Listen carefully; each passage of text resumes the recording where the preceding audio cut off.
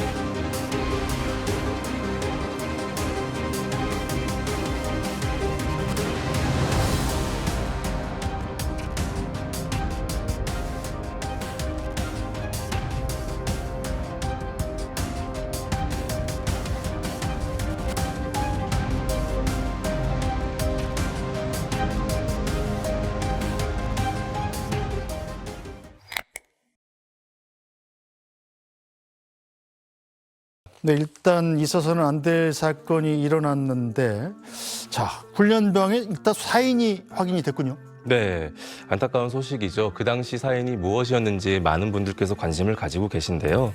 일단 속초의료원 관계자 진술에 따르면 사인이 추정이 지금 현재 되고 있습니다. 완전한 사인이 지금 나온 것은 아니지만 훈련병이 이미 전원을 했을 당시에 의식이 혼미하여 이름을 불러도 네. 대답을 못하는 그런 상황이었다고 합니다. 이미 중증인 상태로 옮겨져서 손을 쓸 수 없었다는 상태였다는 말이고요.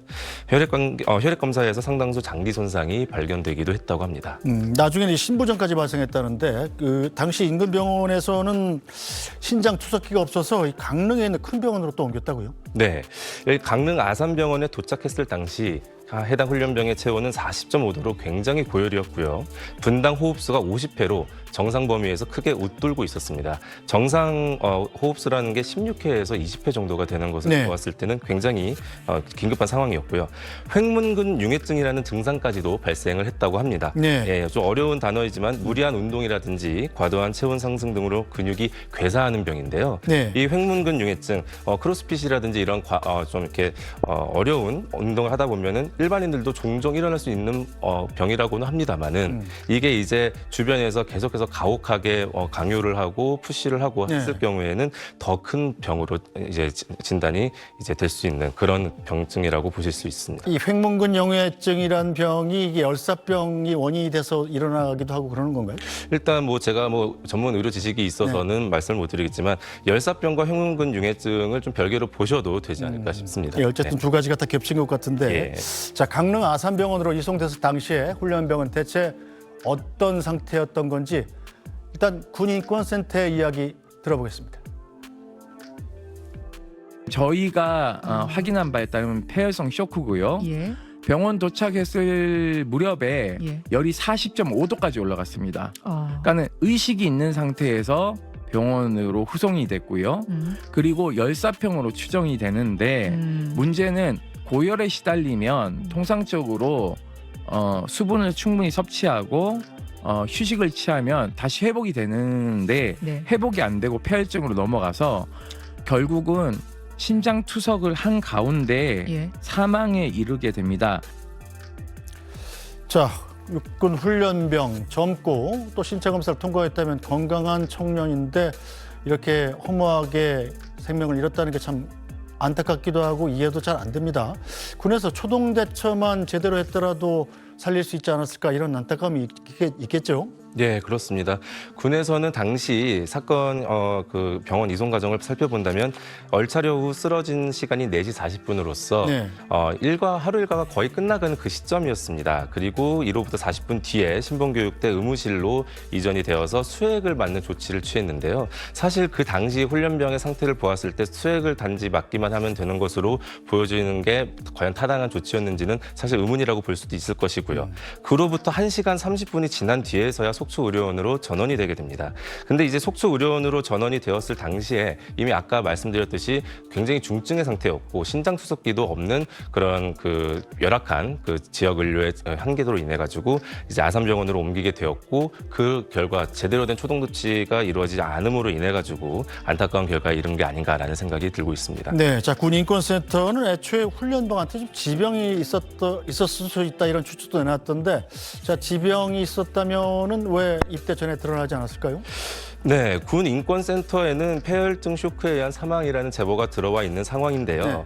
폐혈증은 세균 감염에 의해서 발생을 하는 병이기 때문에 훈련병이 일단은 입대 전에가 아니라 입대 후에 폐렴을 앓고 있었던 거 아니냐라는 분석도 가능은 합니다.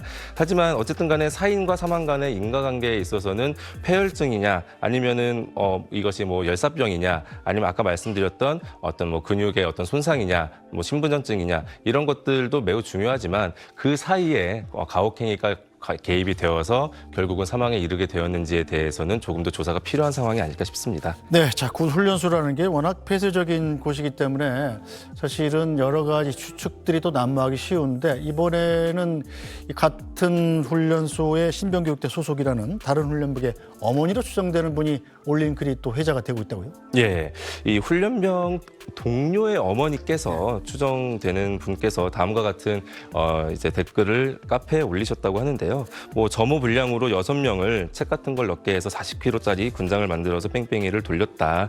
심지어는 뭐 개거품을 물고 소변이 뭐 까맣게 나오기도 하였다라는 좀 글을 올리게 되어서 파문이 확산되고 있습니다. 다만 이제 이 글의 진위가 사실인지는 일단 전원을 통해 가지고 들어온 글에 해당하기 때문에 어떻게 확실하다, 좀 사실에 해당한다라고 보기는 다소 어려울 수 있고요. 어쨌든 간에 이러한 글이 확산되고 계속해서 올라오고 있다는 것은 해당 부대뿐만 아니라 국내에서도 큰 이슈가 지금 되고 있다는 점을 반증하는 거 아닌가 싶습니다. 네, 뭐 이 글은 진위 여부를 따져봐야 되겠습니다만 어쨌든 군이 이른바 얼차려에 해당하는 그 기준을 지키지 않았던 사실은 드러나고 있죠. 예, 일단은 군기 훈련 규정이라는 게 있는데요. 완전 구장 상태에서는 구보는 금지되어 있습니다. 구보라는 것이 이제 걷는 것이라고 생각하실 수도 있겠지만 이건 뛰는 것을 의미하는 거거든요. 그래서 완전 구장 상태에서는 걷거나 좀 속보로 이동을 할 수 있게끔 군기를 이제 군기 훈련할 수 있겠지만 이제 완전 구장 상태에서 뛰게끔 한다든지 아니면 팔굽혀펴기를 하게 한다든지 아니면 선착순 달리기를 한다든지 이런 것들은